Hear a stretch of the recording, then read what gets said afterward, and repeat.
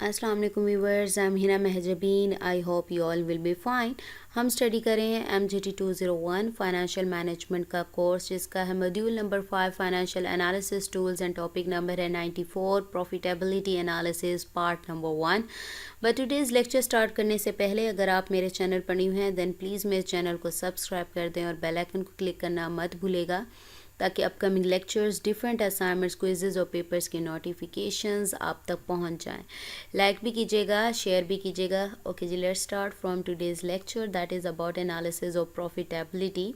We have discussed various segments or areas of business or corporation, and we have talked about several ratios related to those areas and how analysis is performed in those areas. यानी leverage ratio पढ़ी हमने, turnover के बारे में, coverage ratio के बारे में पढ़ा, डिफरेंट रेशोज़ पढ़ी, और आज इस एनालिसिस क्या है, प्रॉफिटेबिलिटी एनालिसिस के बारे में बात करेंगे. फर्स्ट टू टर्म्स जो हमारे माइंड में आती हैं प्रॉफिटेबिलिटी से पहले, प्रॉफिट एंड प्रॉफिटेबिलिटी क्या है. Two terms are commonly used, one is profit and the other one is profitability. Difference क्या है दोनों में, one is absolute and the other one is relative. यानी जो प्रॉफिट है वो एब्सोल्यूट है. जब हमने ये मॉड्यूल स्टार्ट किया था मैंने आपको बताया था, क्योंकि प्रॉफिट के बारे में जब पूछा जाता है आपको कोई इतनी ज़्यादा डिटेल, जैसे वो एज इट इज़ अपीयर होता है बैलेंस शीट में या किसी भी स्टेटमेंट में, उसको एज इट इज़ बता दिया जाता है. इसको किसी वैल्यू से, अमाउंट से रिलेट करने की ज़रूरत नहीं होती. जबकि प्रॉफिटेबिलिटी यानी आप रुपीस वगैरह डॉलर में बता देते हो प्रॉफिट, लेकिन जब हम प्रॉफिटेबिलिटी की बात करते हैं उसको परसेंटेज में बताया जाता है. यानी आप उसको परसेंटेज में बताते हो कि कितने परसेंट है, यानी रिलेट करना पड़ता है आपको किसी ना किसी चीज़ से. यानी एक अमाउंट को दूसरी अमाउंट से रिलेट करते हैं, उसे रिलेटिव एनालिसिस भी कहते हैं. तो यहाँ पर प्रॉफिटेबिलिटी जो है वो रिलेटिव अमाउंट है, क्योंकि इसे कैलकुलेट किया जाता है परसेंटेज में. Meaning that there may be the profitability of a company is only 20%, but the profit is only 1 lakh, and the other business profitability is only 10% or less, but its profit is only 1 crore. देखें कितना difference है. Profitability 20% है और यहाँ 1 lakh profit है. लेकिन देखो यहाँ पर प्रॉफिट ज़्यादा है और यहाँ पर प्रॉफिटेबिलिटी कम है. तो रिलेट करने के लिए तो ये दोनों जो हैं डिफरेंट हैं एक दूसरे. The percentage of profit and absolute amount of profit are two different things. यानी एक एब्सोल्यूट है और एक रिलेटिव है. हाउ प्रॉफिट इज़ कैलकुलेटेड, किस तरह से आप प्रॉफिट को कैलकुलेट कर सकते हो, डिफरेंट वेज में करते हो. प्रीवियस लेक्चर्स में मैंने आपको बताया था डिफरेंट टाइप्स के प्रॉफिट्स होते हैं, जो मैं आपको नेक्स्ट लेक्चर में बताऊंगी. तो आज, और ये भी बताया था प्रॉफिटेबिलिटी एनालिसिस जब पढ़ेंगे देन बताऊंगी, तो आज हम वो भी देखेंगे. Profit is simply the difference between the revenue और income and the cost and expenses. यानी रेवेन्यू का डिफरेंस, यानी माइनस करते हैं रेवेन्यू या इनकम जो आपकी अर्निंग है उसमें से जो कॉस्ट आप लगा रहे हो या एक्सपेंसेस इनकर कर रहे हो उसको माइनस कर दो तो आपके पास प्रॉफिट आ जाता है. यहाँ पर मैंने फॉर्मूला भी राइट कर दिया है. रेवेन्यू यानी आपकी इनकम वगैरह जो है उसमें से कॉस्ट यानी जो आप लगा रहे हो या एक्सपेंसेस आगे जो आएगा वो बताऊंगी कि एक्सपेंसेस भी जब कर दो, इसमें एक्सपेंसेस नहीं आ रहे. रेवेन्यू क्या है, is that total amount that we earn generate after selling our product और सर्विस. यानी प्रोडक्ट और सर्विसेज सेल करने के बाद जो हमारी अर्निंग होती है, टोटल अमाउंट हमें अर्न होती है, उसे हम रेवेन्यू या इनकम भी कहते हैं. It also includes cost and profit. So when a business sales और generate revenue then the sum of its cost and expenses is subtracted from that revenue. यानी कॉस्ट प्लस उसके एक्सपेंसेस ऐड कर लो दोनों को, उसमें को माइनस कर दो रेवेन्यू में से. ठीक है, तो हमारे पास प्रॉफिट आता है. This cost may be the cost of product और सर्विस हो सकती है, and expenses are all those cost which are use in the operation of any business. यानी काम करने के लिए, ऑपरेशन कोई काम करने के लिए, यानी ऑपरेशन जो बिजनेस के हैं उसमें जो कॉस्ट लगती है उसे हम एक्सपेंसेस कहते हैं. For example marketing expenses, selling expense, administrative expense, financial expense. After subtracting all these expenses we get the amount of profit. यानी कॉस्ट प्लस एक्सपेंसेस, ठीक है, यानी sum of its cost plus expenses दोनों को add करो और subtract कर दो रेवेन्यू से, तो हमारे पास क्या आता है, प्रॉफिट आता है। ठीक है आपको। अच्छा, ये बैलेंस शीट और ये प्रॉफिट एंड लॉस अकाउंट, ये सारी चीज़ें ये जब आप करेंगे ना, तो ये कैलकुलेशन करनी है, इसलिए आपको वन बाय वन करके पहले फार्मूलाज बताए जा रहे हैं ताकि आप इसको आगे फर्दर यूज़ कर सको। ठीक है। तो who are the users of profitability, कौन कंसर्न होते हैं, किन के लिए इंपॉर्टेंट होती है users of profitability? Certainly the people who are going to get this profit, भाई जिसने लेना है प्रॉफिट वो इंटरेस्टेड होगा। So they are the most concerned about this analysis. This ultimate profit amount is to be transferred to the shareholders. shareholders को transfer होता है ये प्रॉफिट, क्योंकि वो ट्रू ऑनर्स होते हैं किसी भी बिजनेस के, और प्रॉफिट भी उन्हीं को मिलेगा। Then shareholders are the key, they are the people who actually want to earn this profit and they are the one who are most concerned about the profitability of the business organisation. क्योंकि business के owners हैं, तो जो business profit earn करेगा, जितनी profitability होगी, वो उसके जो हकदार हैं वो कौन होंगे, उस बिजनेस के shareholders. We calculate the amount of profit at different levels. मैंने आपसे कहा डिफरेंट टाइप्स ऑफ प्रॉफिट हैं जिसे हम लर्न करेंगे। First one is gross profit. अब ग्रॉस प्रॉफिट कैसे आता है? When we deduct only the cost of production from the sale or revenue figure. जब हम कॉस्ट ऑफ प्रोडक्शन यानी कॉस्ट ऑफ गुड सोल्ड की वैल्यू निकाल देते हैं रेवेन्यू यानी अपनी इनकम में से, तो हमारे पास आ जाता है gross profit. We get gross profit here, we only considered only cost, not, हमने जस्ट कॉस्ट लगाई है, not expenses.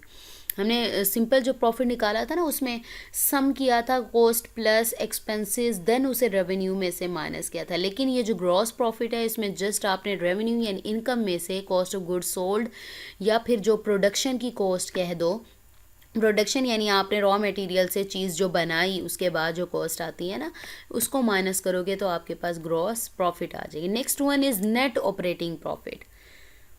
Once we also deduct the operating expenses along with the cost, then the profit, or when we subtract operating expenses from, अब यहाँ पर consider किया था gross profit में कि जस्ट हमने कॉस्ट माइनस की है, production of cost, cost of production की है, एक्सपेंसेस कंसीडर नहीं किए थे। लेकिन जब हम नेट ऑपरेटिंग की बात करते हैं, क्योंकि मैंने कहा एक्सपेंसेस वो होते हैं जो कि बिजनेस के ऑपरेशंस में यूज़ होते हैं, मैंने अभी बताया। तो जो ऑपरेटिंग प्रॉफिट होगा उसमें आप कॉस्ट के साथ साथ एक्सपेंसेस भी ऐड करोगे, यानी we deduct the operating expenses along with the cost then the profit. और या फिर अब हमने ग्रॉस प्रॉफिट क्या फाइंड किया था, revenue minus cost of goods. तो इसमें से आप ये फॉर्मूला भी लिख सकते हो, ये जो ग्रॉस प्रॉफिट है उसमें से ऑपरेटिंग एक्सपेंसेस को माइनस कर दो, या फिर ये लिख सकते हो revenue minus cost of goods sold minus आपके पास जो एक्सपेंसेस ऑपरेटिंग एक्सपेंसेस लिख दो, ये भी फॉर्मूला आ सकता है।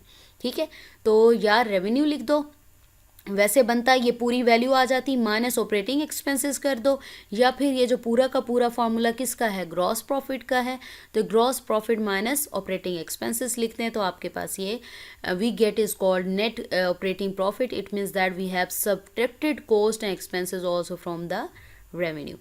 After that we have some other cost or expenses or losses or gains. After adjusting them we reach at a figure on which income tax is charged।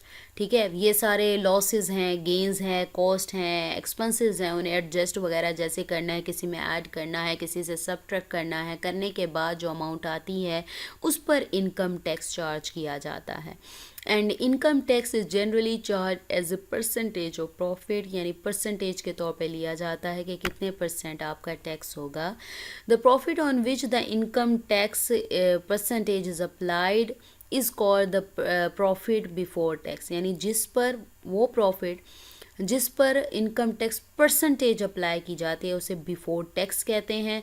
And from this amount of profit we deduct the amount of income tax. और इस amount में से आप जब profit income tax की amount deduct करते हो ना, तो उसे हम कहते हैं आफ्टर टैक्स, यानी आपने टैक्स की डिडक्शन कर ली उस प्रॉफिट में से, तो वो क्या कहलाएगा, प्रॉफिट आफ्टर टैक्स कहलाएगा। यानी डिडक्ट अगर आपको निकालना ना प्रॉफिट आफ्टर टैक्स, तो ये जो अमाउंट है प्रॉफिट की उसमें से इनकम टैक्स की जो अमाउंट है वो डिडक्ट कर दो तो प्रॉफिट आफ्टर टैक्स बनेगा। In addition to that we also calculate using the income statement profit and loss account the profit before interest and tax भी निकाल सकते हो इन स्टेटमेंट से डेटा लेकर। We also calculate the amount of profit before interest and taxes and depreciation amortization. This is EBITDA। यानी आप इनको भी निकाल सकते हो, यानी आप अमाउंट ऑफ प्रॉफिट की कैलकुलेशन कर सकते हो before interest and tax and depreciation amortisation, जैसे EBIT ईबिट जिसे DA कहते हैं। ईबिट के बारे में भी मैंने आपको बताया था। We have discussed in the coverage ratio that EBIT is significant because we want to see the excluding the interest cost how much the company has perform, यानी उसके पास कितना है, यानी उसके पास प्रॉफिट कितना बचता है इंटरेस्ट कॉस्ट को एक्सक्लूड करने के बाद। On the other side depreciation amortisation are two expenses which are called non cash expenses. यानी आप कर सकते हो नॉन कैश हमारे पास एक्सपेंसेस हैं क्या, depreciation and amortisation, meaning that whose against there is no cash flow नहीं होता। Next is benchmarking profitability और how much should be the profitability of any business। क्या स्टैंडर्ड होना चाहिए, क्या लिमिट होनी चाहिए कि प्रॉफिटेबिलिटी कितनी हो तो वो बिज़नेस अच्छा है या बुरा है। It depends upon the cost of financing, यानी क्या फाइनेंसिंग हो रही है आपके बिजनेस में, meaning that how much return it has to pay on the money of financing collected through डेब्ट और एंड इक्विटी, यानी डेब्ट और इक्विटी से जो पैसा कलेक्ट किया गया है उस पर कितना रिटर्न देना है। The cost of debt plus the cost of equity should be the minimum level of profitability of the company। क्या निकालते हो, डेप्ट प्लस इक्विटी करते हो तो आपके पास प्रॉफिटेबिलिटी का जो मिनिमम लेवल है वो आता है। If the company is not earning enough to pay to the debt holders and to the equity holders, then company or business is in problem। भाई हमने पढ़ा था कि जैसे लेवरेज में पढ़ा था कि कंपनी के पास इतना प्रॉफिट होना चाहिए कि वो उसे अपने डेब्ट्स वगैरह है वो उसे पे कर सके। इसलिए अगर यहाँ पर भी प्रॉफिटेबिलिटी की बात हो रही है तो यहाँ पर भी कहा जा रहा है अगर कंपनी के पास इतना ज़्यादा इक्विटी होल्डर्स के पास या फिर कंपनी इतना अर्न नहीं कर रही कि वो अपने डेब्ट होल्डर्स को या इक्विटी होल्डर्स को जो उनका रिटर्न है वो दे सके, तो बिज़नेस आपका क्या है, लॉस में जा रहा है, यानी प्रॉब्लम में है। Because the shareholders would start withdrawing their money and the डेब्ट holders would not be happy with the company and as a result the company would get into problematic situation. तो क्या होगा, जो share holders हैं, ये डेब्ट holders हैं, वो अपना पैसा निकालना शुरू कर देंगे क्योंकि उनको पता है कि उनको जो रिटर्न चाहिए वो तो मिल ही नहीं रहा। तो जो डेब्ट होल्डर्स हैं उन्हें भी पता होगा भाई ये कंपनी दे नहीं सकती या लेट देती है हमारे जो कर्ज वगैरह हैं या हमारा रिटर्न है, तो क्या है वो हैप्पी नहीं होंगे। तो क्या है, प्रॉब्लमैटिक सिचुएशन में चली जाएगी कंपनी या बिजनेस। तो इतना प्रॉफिट होना चाहिए जिससे वो पेमेंट्स कर सके। Market competition is also very important when we are talking about the profitability। How much is the profit of other business or company, कितना प्रॉफिट होना चाहिए कि जिससे आप देख सकते हो कि आपकी जो बिज़नेस आपकी कंपनी है या बिज़नेस है वो अच्छा वर्क कर रहा है। फर्स्ट हमें देखने की ज़रूरत होती है inside the sector. If you get a chance to compare some other companies operating in the same sector industry, you will find that some of the companies are more profitable than the others। अगर आप देखें यानी एक ही sector में एक ही company एक ही तरह की जो सिमिलर कंपनीज़ हैं उसके साथ कंपेयर करें तो आप देखेंगे इनमें से कुछ कंपनीज़ ऐसी हैं जो अच्छा प्रॉफिट ज़्यादा प्रॉफिट अर्न कर रही हैं या ज़्यादा प्रॉफिटेबल हैं और दूसरी ज़्यादा प्रॉफिटेबल नहीं है। Suppose if you do analysis sugar oil gas industry then you will see that some companies are earning more profit and some are earning less profit. This means that profitability varies, profitability change होती है and hence it becomes benchmark that you are performing better than the industries average, better than the competitors. यानी आप देख सकते हो कि दूसरी जो आपकी सेम इंडस्ट्री या सेम सेक्टर में जो कंपनीज वर्क कर रही हैं उनकी जो एवरेज जा रही है, इंडस्ट्री की एवरेज जा रही है प्रॉफिटेबिलिटी की, उससे कंपेयर करके आप देख सकते हो कि आपकी जो प्रॉफिटेबिलिटी है कंपनी की कैसी जा रही है, बेटर जा रहे हो वर्स जा रहे हो, तो कंपैरिजन कर सकते हैं विद द अदर सेक्टर। ना सिर्फ बिज़नेस को अपने सिमिलर बिग कंपनीज़ के साथ कंपेयर करना होता है, बल्कि अदर जो सेक्टर्स हैं उनके साथ भी कंपेयर करना होता है. Business does not only have to do competition with the competitors in that sector to generate money, but also with the other industries too, because the shareholders and lenders are concerned about giving money to the most profitable owner. ना सिर्फ देखो ना, जितने ज़्यादा competitors होंगे उतना ज़्यादा competition बढ़ेगा और आप अपनी ऑर्गेनाइजेशन की प्रॉफिटेबिलिटी इंक्रीज़ करेंगे. जितने ज़्यादा लोगों के साथ देखेंगे आप अपनी प्रॉफिटेबिलिटी मैच करेंगे, तो जितनी ऑर्गेनाइजेशन सेक्टर इंडस्ट्री से आपकी जो प्रॉफिटेबिलिटी है अच्छी होगी, तो उतने ज़्यादा शेयर होल्डर्स या लेंडर्स आपको डेप्ट्स देंगे. To the comparison of profitability may also be done with other companies or business operating in the other sector. तो दूसरों से भी compare करना चाहिए. Next is profit and cash flow. Profit and cash flow are not the same because profit figure includes some other non-cash expenses too. ठीक है, दूसरे expenses भी आ जाते हैं. We will talk about it later while discussing about cash flow. जब हम cash flow का टॉपिक आगे इन डिटेल स्टडी करेंगे तो मैं इसके बारे में नॉन कैश एक्सपेंसेस है उसके बारे में भी बताऊंगी. But here it is important that cash flow and profit may और may not be equal to each other because of the cash expenses, accrued income, accrued expenses. अब ये कौन से एक्सपेंसेस है? Those expensive which has to be paid and that income which has to receive और that cash which has received and not earn yet. यानी वो income या expenses जो पे करने हैं या इनकम जनरेट करनी है या रिसीव हुए हैं, अर्न नहीं हुए, तो इन कंडीशंस की वजह से the amount of profit does not equal to the cash flow. यानी कैश फ्लो नहीं हो रहा.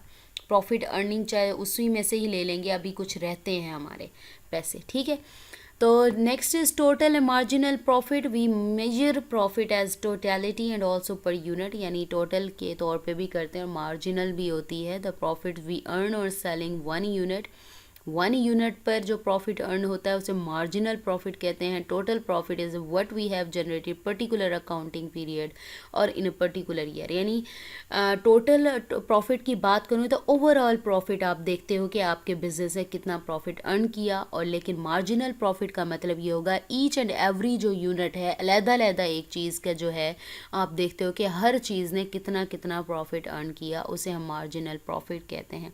सो we have completed our today's lecture here. मुझे अपनी दुआओं में याद रखिएगा, अपना ख्याल रखिएगा. Take care. अल्लाह हाफिज़.